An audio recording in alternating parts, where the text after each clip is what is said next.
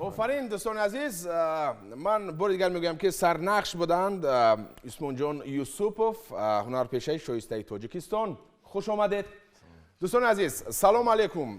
سلام علیکم. این برنامه نوبتی فضا است و این برنامه فکر میکنم از دیگر برنامه ها کمک تفاوت دارد، زیرا در اینجا ما همین نقش خوانان و قصه خوانان دو منطقه را دعوت کردیم. اینم باشد منطقه ایسفره و رشتون زمین. خوش آمدند و همچنین میمون داریم امروز هنرپیشه محبوبی ما علاءالدین عبداللهیف. سلام علیکم. سلام علیکم. سلامت باشید. خوش آمدید. خوش آمدید. با شما خوش آمدید میگم. از شهر ایسفره با شما از وادی رشتون خوش آمدید میگیم. خوش آمدید.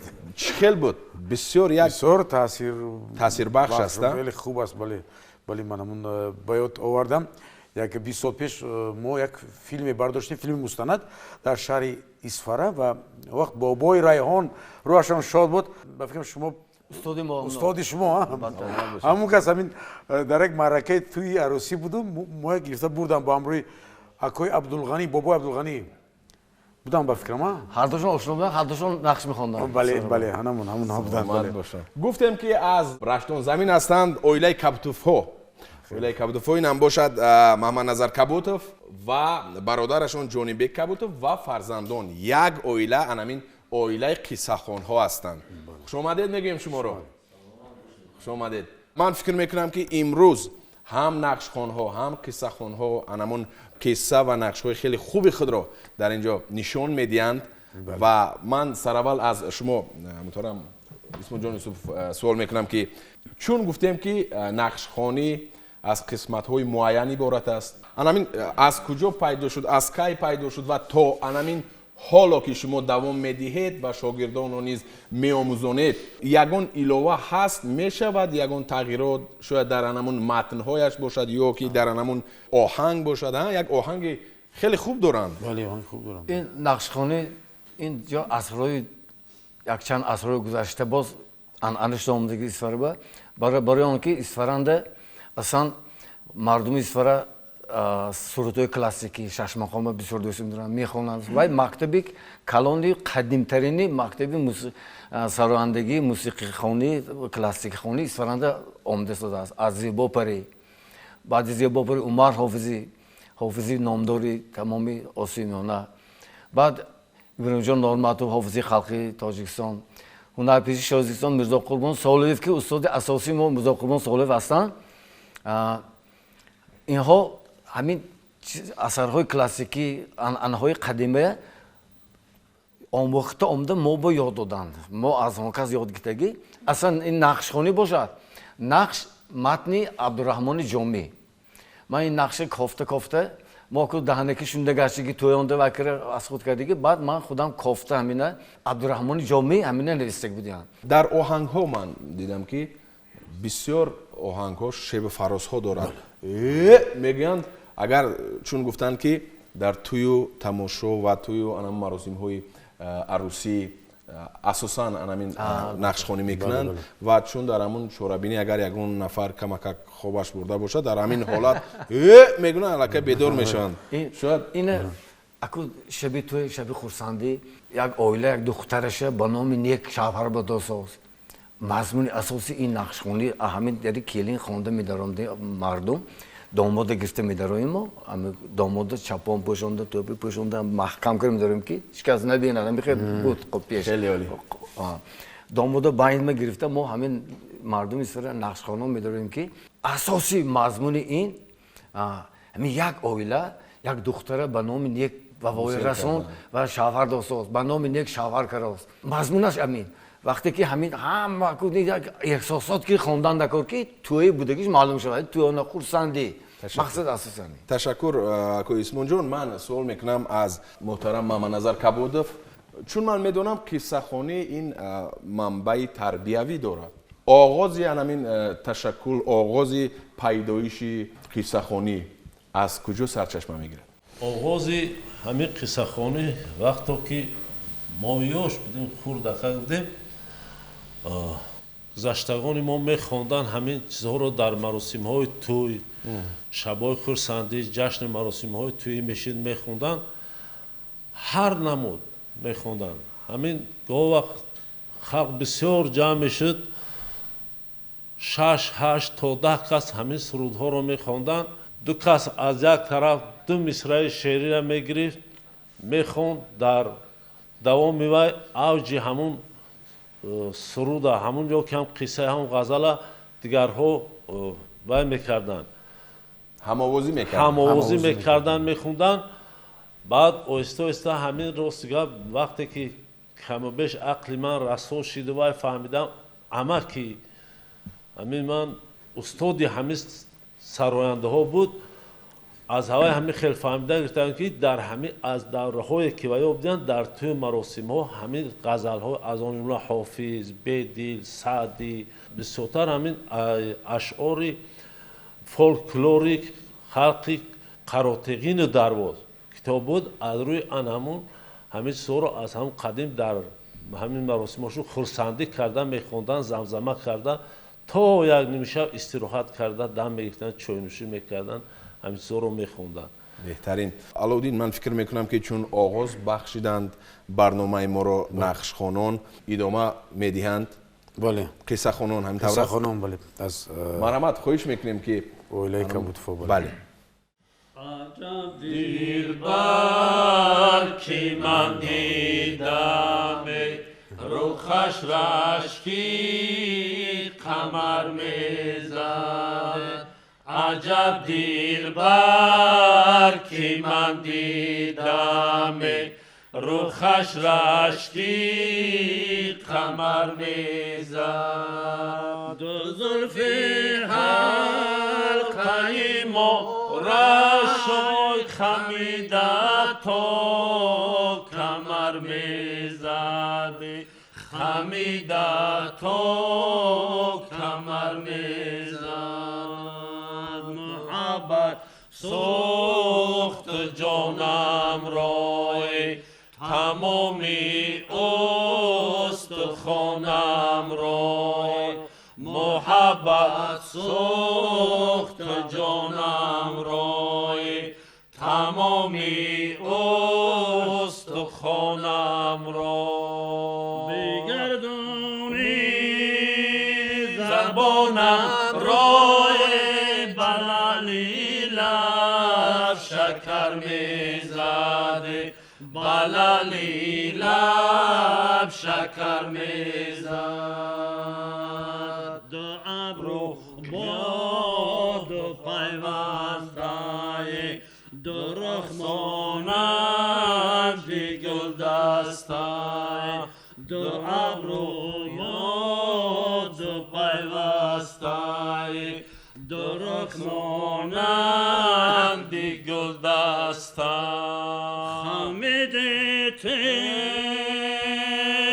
میزگان نشه چه سوزیش در جگر میزده چه سوزیش در جگر میزده چه سوزیش در جگر میزد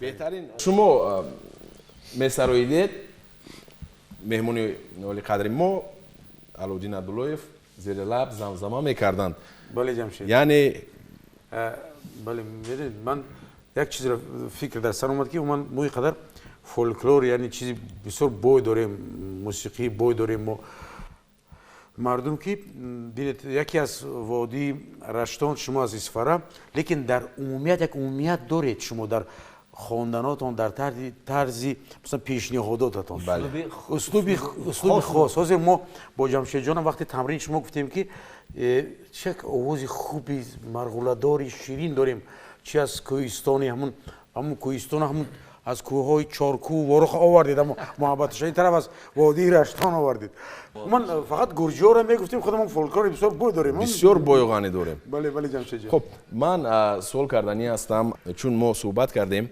گفتیم که امین لالی کدام نقش رو میبازد در اینجا چی کمک میرساند برای شما همین ما یک چند پیشنهاد فکر کردیم و خوبتر میشد که شما لالی پورا میفهمیم برای چی داره لیکن لالی خالی همین استادا لالی چه خالی استادا وقتی که استادا میخوندن و دوره این بلندگویی که این چیزی نبود کو این کمک بلندگویی که آواز راست کرده برای مردم رساندن خدمت میکنن لالی ها این همین خدمتی همین شما است بعد یک برای بعضی ضرب میتونید خودتون راست میکنید همون رابع بعضی ضرب سرودون ضرب باشه است یعنی سرودهای کلاسیکی چی بی ضرب نمیشه بله شاید استاد هم برای خودت رو شنیدن هم شاید کمک رساند مثل مانیتوری که میمونن آواز هر طرف پراکنده نشود مقصد یک جای شود اگر من که بله میخوندن همین آواز این به زده عکسی چی میگیم بله عکس مردم برای رسیدنش آسان‌تر شما گفتید که مثلا در مجموع یک هماهنگی دارن بله گرچند که دیگر گونه است هست لیکن نقشخوانی میکنند در توی مرکه در توی سور و قصه خوانی میکنند شبانگاه شامگاهان با جمع دوستان همین طور است همین درست یعنی من خواهش میکنم از محترم جونیبک کبوتوف کمک روشنی اندازند در وقت همین جوانی همین پیروی ما همین عمکامو بودن گپاروسوف میرزای ما همتی و وای عبدالقادر ستاری و انا محمد صدیر زبیروف و همینا پیروی ما همین قشلاق ما بودن اگه در دوره ویو همین اصول تلی تری در کار نبود همین یک قشلاق میگفتن 4-5 قشلاق اصول میشنیدن همین خیلی که در همین دلی ما شیشت همین کودکیمو خیلی همین بعد ویو خیلی پیر شدن ما یوشک با وقت شید که گاه قطشو میگفتیم همین قطعی بعد در دلی ما مون گپا راستش اکی صنعت یک همین چیزی خوبه که دویم همین آدم وقتش چو زندگیش خوب میگذره دیگه فراموش نمینیم ما از همون پیروی گذشتمون ما خرسند می نداریم انا اکوازی همون سروده که ما گفتیم اولی ما در ایویو اولی اگون سروده نگفتیم همون پیرومون اکوازی اولی موندگی یعنی اگر با معقول شود با یک تگش میگیم بهترین نشود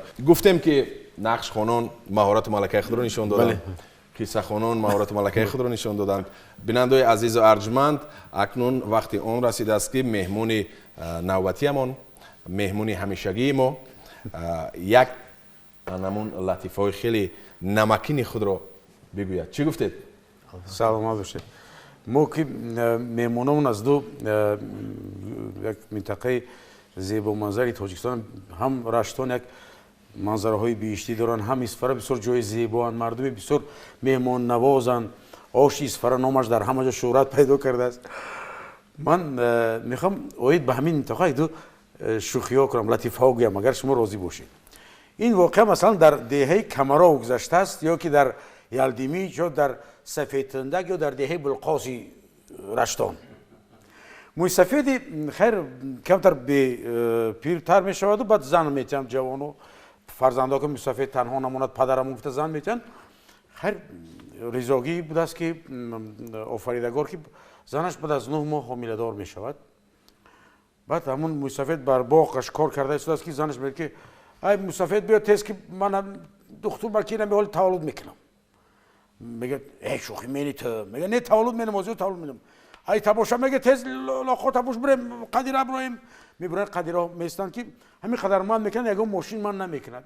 бача ҳамин шӯхӣ кардем зан гирифтем таваллуд менавозед, мошин рафта истодааст. ногоҳ як таксӣ меистад. баъд ман мекунам, мегӯям мӯйсафед, мегӯяд ҷун тасад ҷунум дар ҷунум те ҳамин мо ҳамин дами приёминак шӯх кардем, ҳомила шидааст, барем ҳамун дар таваллудхона таваллуд кунам, бо духтари мардум гап нашавад. ой ҳозир таваллуд мекунам. баъд таксиам макун, такси роҳкироб мепурсад, ягон сум дорӣ? мегӯяд ки ай ба қадраи худ ягон сум, моли песаро нагирифтам, надорум. хад мегӯяд ягон бӯзай гӯспанда дорӣ? ай мурғ надорум, гӯспанд ягон чӣ надорум. баъд мегӯяд хел бошад ман ҳай мекунам мерам.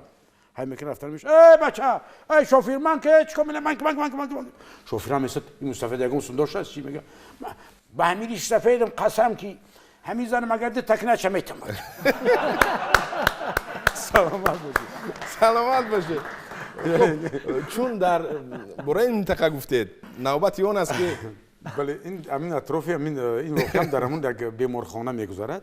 мӯйсафедро бояд ҷарроҳӣ кунанд, дар ҳамун палата, яъне дар ҳамун беморхона хоб асту бисёр ҳамин бетоқат бобои ҷурабой, ё худоё, дам сиқ мезанад, дам сиқ намезанад, дам сиқ мезанад, дам сиқ мезанад. о доктор, доктор, дам сиқ мезанад, дам сиқ. докторам мебиёнд. салому алейкум, бобои ҷурабой, шумо ташвиш накашед. биед, биед ошно, биед, биед ошно. шумо ташвиш накашед, оператсиятон қадар ҷарроҳиятон мушкил не. ин ҳамин аппендитсит, куруда мо мегирем, ин хел касалӣ, вай ташвиш накашед. аниқ ме росташ кардим ме ташвиш накашам ме мегӯяд не ташвиш накашед, ҳамаш як савол дорам доктор. савол тед марамад анаку шумо ман оператсия кардед, мисол ки оператсия кардед, баъди ҳамин оператсиятон ман анавай қичак навохта метавониста бошам. доктор мегӯяд қичак? қичака навохта метавониста бошам. бемалол менавозед. росташ кардем. ман ҳамчун доктор гарантия кафолат метиҳам ки баъди ҳамин ҷарроҳӣ ман оператсияи ман шумо қичака ба ҳузур менавозед. ин мӯйсафедам ҷурабои шӯхда ин оператсиятон ҷо зур будааст. ман ҳаётам ба қичака дастам бигирифтагӣ акнун бемалол ғин мунем акун. саломат бошед. саломат бошед.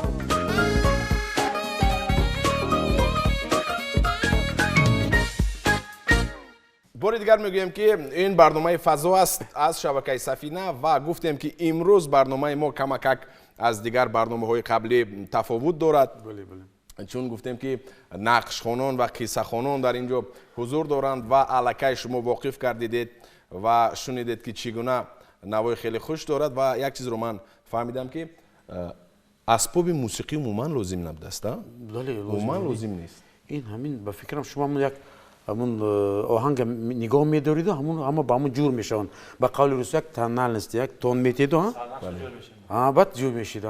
дар нақшхонӣ сарнақш шудааст. хуб садо метиҳад. як овоза бисёр бо овозҳо бо дута мешаванд баъзе ҷо. аҷоиб астан ҷамшед. аз исмоҷон юсуф хоҳиш мекунем ки боз анамун як наво ё худ суруди дигарашонро пешниҳод кунанд. чун инҳо гуфтанд ки ихтиёрашон бале бисёр зиёд ҳастанд, анамун сурудҳои шӯхтар низ доранд. баранги зафаронам мерасад боди саҳво имрӯз, баранги зафаронам رسد بادی صبا امروز به من امری مها نیستی دلی خویش و تبار امروز به من امری مها نیستی دلی خویش و تبار امروز کمان ابروز صدف دندان رخش وامیست ای گل خندان کمان ابروز صدف دندان رخش وامیست ای گل خندان مرا کردی تو سرگردان در این ملکی حصار امروز مرا کردی تو سرگردان در این ملکی حصار امروز یا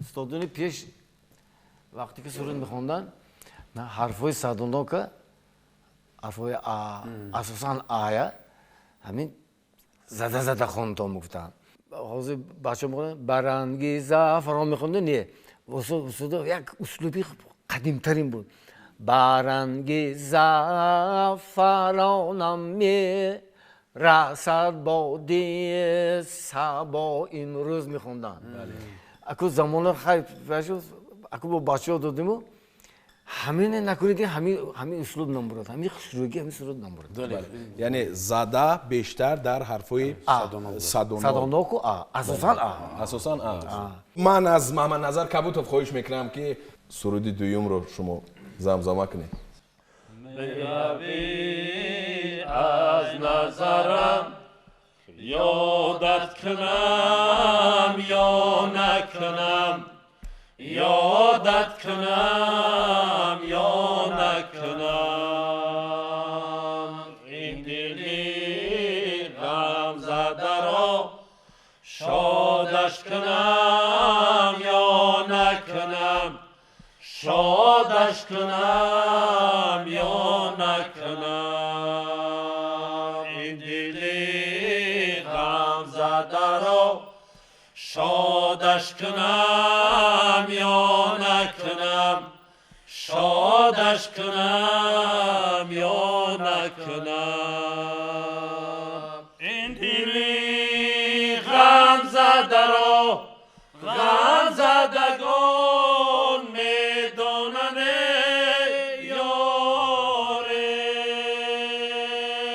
این دلی غم زده را غم زدگان میدانند یاره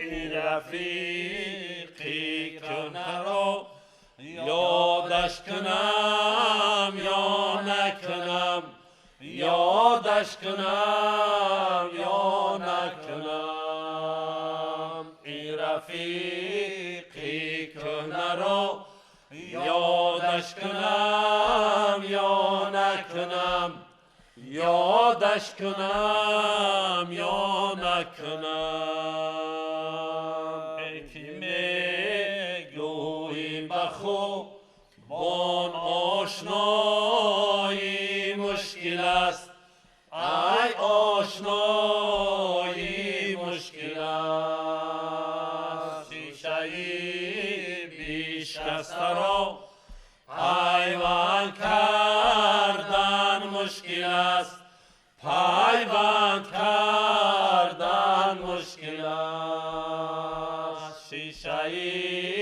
بیشکسته را پیوند کردن مشکل است پیوند کردن مشکل است شیشه بیشکسته را پیوند کردن میتوان یاره شیشه بیشکسته را پیوند کردن میتوان یاره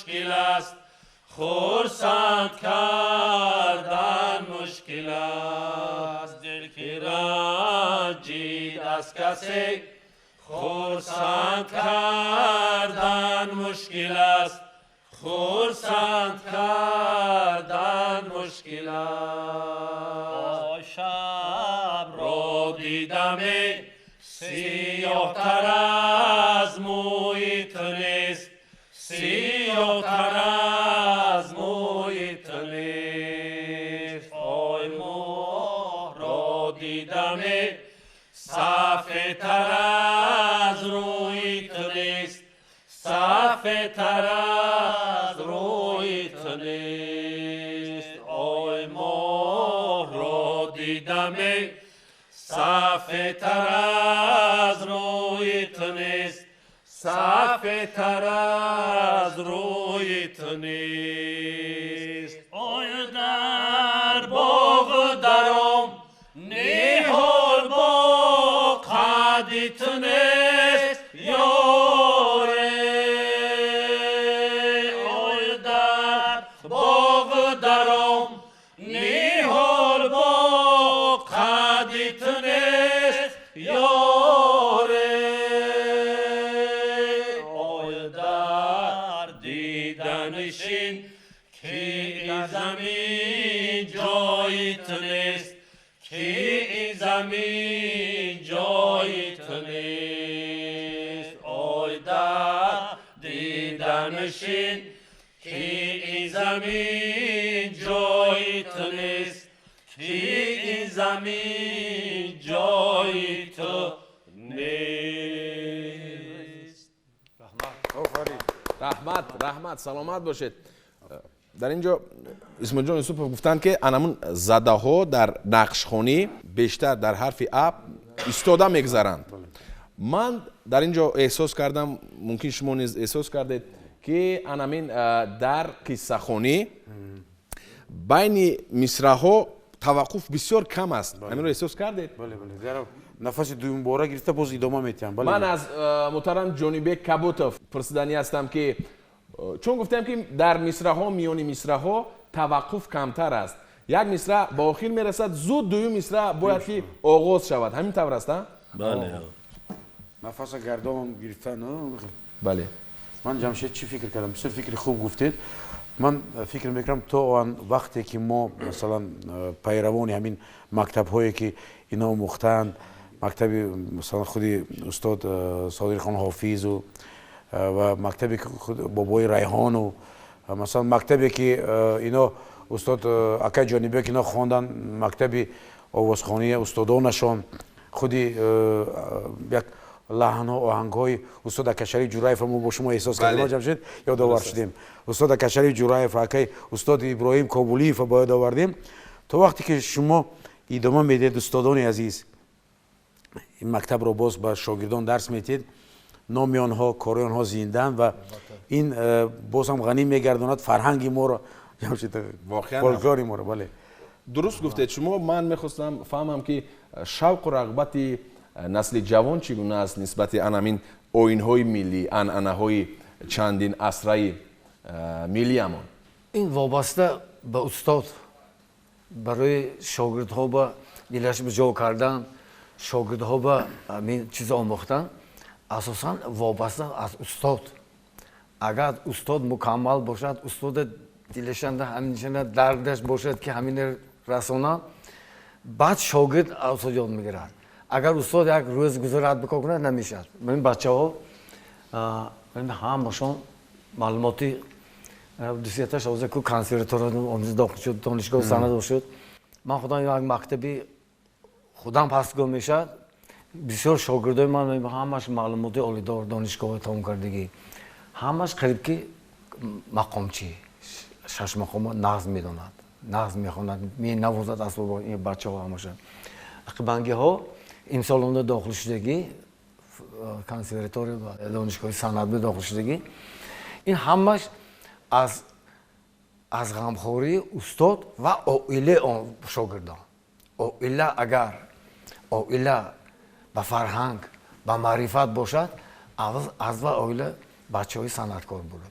این بچه ها اگر ما با بسیارتر غمخوری کنیم و دولت غمخوری کرد ما همون بسیار دیگه استادان غمخوری کرده دلسوزی کرده برای ملت برای محل همین پیش بنبریم آخه ما گناهگار میشیم بهتره ما اگر دلسوزی کار نکنیم ملت تاجیک ما بسیار ادبیات و فرهنگی عالمگیرش است اینا ما هم استادا هم معلم استادا اگر همین به غمخوری کار کنند ما جدا پیش میریم ملت همین که تیز ملت است سلامت باشید علاودین در نقش خونی گفتیم سرنقش است یعنی نفری که اداره میکند انمون گروه رو بله من احساس کردم در قصه خونی قصه خونم بله در قصه خونی من احساس کردم انمون اوینی مهمی ملت تاجیک ما احترام کردن بزرگان از خود کلان من میبینم که در اینجا محترم جونیبک کبوتوف اداره میکنند اداره میکنند برادران فرزندان رو اداره میکنند اگر شما احساس کرده باشید با همون دستان همون اداره میکنند که از اینجا سر میکنیم این خیل میکنیم بسیار خوب است بسیار عالی است سلامت باشند و چون علاودین گفتند بیننده‌های عزیز صدا نیز یک صدای صمیمی صدای کوهستانی است که شخص راحت میکند بیننده من فکر میکنم که شما نیز از همین مهارت ملکه مهمانان گرامی قدری ما بسیار حلاوت بردید از جمله از همون لطیفه های خیلی خوبی علاودین سلامت باشید احساس کردید که علاکه نوبت ما من در همون عالمی ترانه های صداهای شما بودم و اکنون لطیفه های ما خیر عمر است خاندار میشویم باز یک جای عمری با برکت میبینیم بعد دمی پیری ها میرسد اکنون پیری ها با پیرو کمپیر اکنون چشتگی هرشان در بالای صوفه بعد اکنون بهار صدای بلبل چهچهی بلبل به گوش میرسد بعد اکنون همون سالهای جوانه کمپیر به یاد میآورد میکشد اولو بعد میگه که ها تینجی میگه جوانی ها یادم با آمد خیلی خوب تینج چی تینجی بود همون جوانی ها یادتان هست ها گوه دستم رو بالای دستتان میماندی تو با نوازیش میکرده با نوازیش با مهر و محبت بعد نمیگه خیلی مالش آخی هیچگاه می حاضرم من دست بیا دستشم میگیرد من حالی ما شکسته باشیم هم نریخته ایم نوازش میکند این کمپیر ها باش چی؟ بعد دستتون بالای موی سرم دا میمونده بعد موی هایم میخل نه با نوازیش با میر سیله میکردید و میگه مالش من جانم تو برکتی خانه زیبی همین حولی نوازش میکند با کم شرم میکنم این شکلی همین گپ زن هیچکی خونه من نیست هیچکی نیست گپ زن بعد نمیگم گپ زن هیچکی خونه نیست گپ زن خیر بعد هم تو آمده لباتونه خب لبا ما کی لبات آورده من این جنبه مانده گناه هایم مانده هم میبوسیدید هم میگزیدید چی میکردم گوشش وزبینه هم میبوسیدید هم میگزیدید های حاضی موسفید میخیزد میگه که کجا رفتید آشخانه گوش نماندید میگه نه دندان های ما گرم از آشخانه گزیدم باشید سلامت باشید از شوخی های علاودین با خبر هستید تماشا میکنید زود مهارت و ملکه میمونی ما چگونه است سلامت باشید بی‌بها از شما بی‌بها است اکوسون جان سلامت باشید علاودین اکوسون جان مردم ما شما پسند میکنید مردم ما برنامه شما انتظار میشود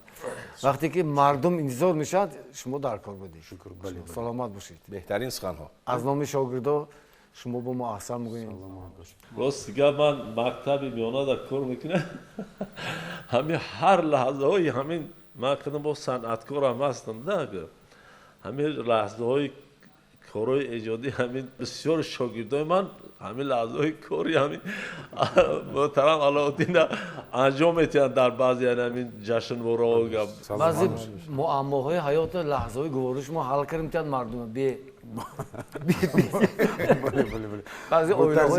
بعضی اویلاهای معماش شما حل کردید با واسه برنامه‌تان. اسم جان با قول من شاعر سفر محمد ایوبی که زندگی با شوخی و شادی خوش است. البته.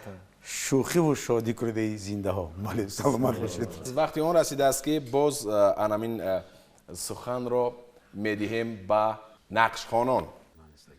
این همه خون آبکندر چشمی گریانی من است گشت پیدا از جراحت های پنهانی من است این همه خون آبکندر چشمی گریانی من است گشت پیدا از جراحت های پنهانی من است قاصدی جانم که آید بهر قتل دیگری قاصدی جانم که قاصدی جانی من است قاصدی جانم که آید بهر قتل دیگری قاصدی جانم که قاصدی جانی من است خواب دیدم دوشیانه میگذم اینک هنوز در لبش مانده نشانی زخمی دندانی من است خواب دیدم دوشیانه میگذم اینک هنوز در لبش مانده نشانی زخمی دندانی من است از جگر جامی کبابا ورزی خونی دل شراب کیم شبان خون خواره بر مست میهمانی من است یارای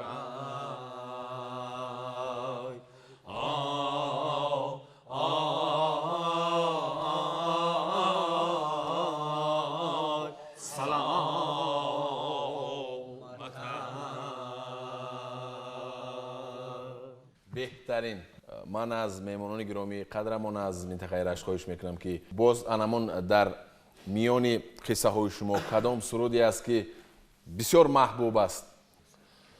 عاشق بگو با معشوقای از روی مهربانی من صفت جهان روی با تو کنمای بیانی عاشق بگو با معشوقای از روی مهربانی من صفت جهان روی با تو کنمای بیانی عمرم اگر همین است در حالت جوانی کس را که عشق باشد آی خوب است و زندگانی زودتر بده جوابم آی شاید که در نمانم زودتر بده جوابم آی شاید که در نمانم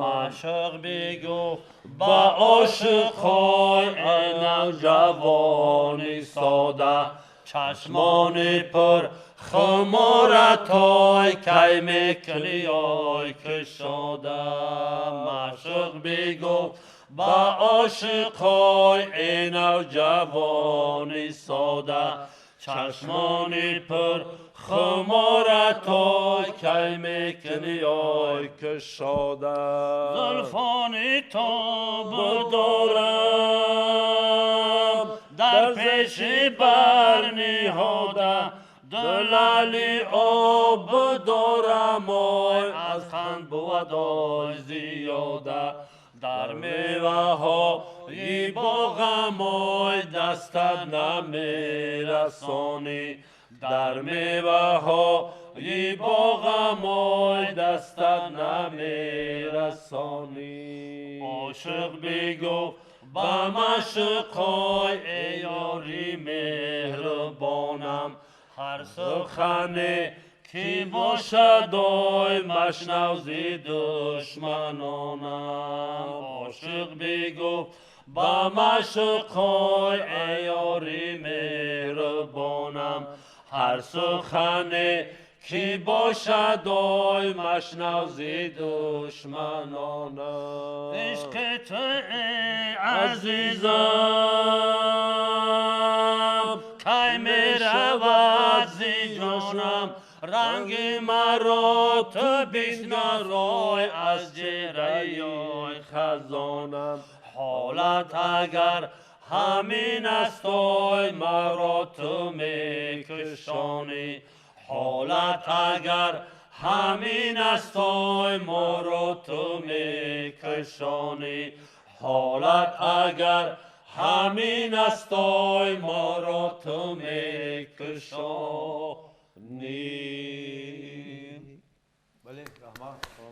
من یک سوال دارم آیا مثلا از نزدیک اسمانجان قصه خانان رو گوش کرده بودند باری هم ها ما давраи пеш охир асан давраи шӯраве гирем фестивалҳои калон мешуд бӯстонҳои номдор бишуд якдигарро ва мехӯрдем бисёр якдигаро илҳом мегирифтем гӯш мекардем медидем дӯстӣ буд ҳозир мана мо шунида дӯстои қаротегинӣ шунида раштӣ шунида вохӯрда кардем дараб шинохтем инҳоям мо дидаги телевизион диги мо инҳо мо дидаги саломат бошад ин санъат ин сурудҳо ҳамаи наздик мурад якдига шикти беҳтарин дар ҳақиқат ман ба ёд овардам ки 15 сол пеш бо худи ташаббуси вазорати фарҳанг ки ҷумҳурии тоҷикистон як фестивали сурудҳои халқӣ шуда гузашт бо номи аржан ки дар он ҷо ман дар ҳақиқат ҳам қиссахонию ва ҳам мақомхонӣ буд яъне ҳама ҳамун чизое ки дар байни мардум аст фалакхонӣ аз он ҷумла ҳама ҳамун чизҳо дар он ҷо иштирок карда будану хеле як ҷамъ омада буд агар хуб мешуд ки инам боз барои хусусан халқи тоҷик хеле бой шашмақом халқи тоҷик айнаш халқи тоҷик бой барои ин барои бачаҳо шавқ пайдо кунад бачаҳо машқ кунад ёд гирад ҳамчун барномаҳои фестивалӣ барномаи телевизион бисёртар мақом шашмақом додан мо калонсол шудем мехоҳем ки бо дигар бачаҳоям шогирдиам ҳамин агар як фестивалҳо шавад озмунҳо шавад як имтиҳон мешавад бачаҳо як ҳам муаллимоям донишомӯзоям як худаш истиёд мегирад худаш як вазифа мегирад бо илҳом мегирад пеш мерад ин бисёртар каранда кор ин чиза барақат ака исмонҷон бо ташаббуси пешвои муаззаи мо вақте ки худи мақомхонӣ шашмақом мақоми давлатӣ гирифт дар маркази вилояти хатлон ҷамшидҷон дар шаҳри бохтар ансамбли шашмақом фаъолият мекунад бори мо ба сафари ҳунарӣ ба ноҳияи файзобод рафтем дар он ҷо ҳам дар ноҳияи файзобод ҳам ансамбли шашмақом фаъолият бисёр як хеле хуб шуд ки ҳамин ҳам шашмақом ва ҳам фалак мақоми давлатӣ гирифтану инам боз барои рушду нумӯи санъати мардумии мо санъати касби мо як саҳми хеле назаррас гузоштанд ман аз меҳмонҳои бисёр гиромиқадрамон ки аз ҳарду минтақа омаданд изҳори сипос мекунем ва ташаккур мегӯем ба онҳо ки маҳз анаминҳо метавонанд боз шогирдони зиёд омода кунанд таваҷҷӯҳи насли ҷавону наврасро бештар ҷалб кунанд ба анамин оинҳои миллӣ ман фикр мекунам ки бисёр хуб ва олӣ мешавад шумо чӣ фикр доред ولی من هم فکر شما هستم در حقیقت ادامه دهنده همون عنعنه‌های ما، سرودهای عنعنوی ما که در مردم ما است، اینا ادامه دهند و خیلی خوب است اون مکتب رو نگاه داشتن و نگاه می‌دارند و در همین مکتب تربیت میدن شاگردانشون. هم در بین ما مردم هنرمند و آوازخوانان هم یک وقتی که ما ناجور میخونیم با قول مردم از دیگر چیزها میخونیم و از خودمون فراموش میکنیم، این مثل همون یک لطیفه معمولی بین مردم آوازخوان است که وقتی که آوازخوانی میشند و سرود رو میخواند از هر طرف، از یک از بالا، یک از پایان، یک از غرب، یک از شرق، همه میروند. یک از نشستهش خودتون نمیدونید میگه آفرین به قدر هنری من تو میرسیده ای و میگه نه کجا من میرم کرپچه شوشتگی دم کرپچه من نباشم من نمیرفتم. ولی میگه همین خیلی نشود تو مو نگاه داریم. سلامت باشید. با همش ما موفقیت میخوایم. باری کامل داریم که و بارها باز در آینده نزدیک دعوت خواهیم کرد شما رو با همون سرودهای نو، با نقش‌های خیلی جالب، با قصه‌های خیلی خوب دل بیننده‌های عزیز شبکه سفینه رو تسخیر می‌سازند.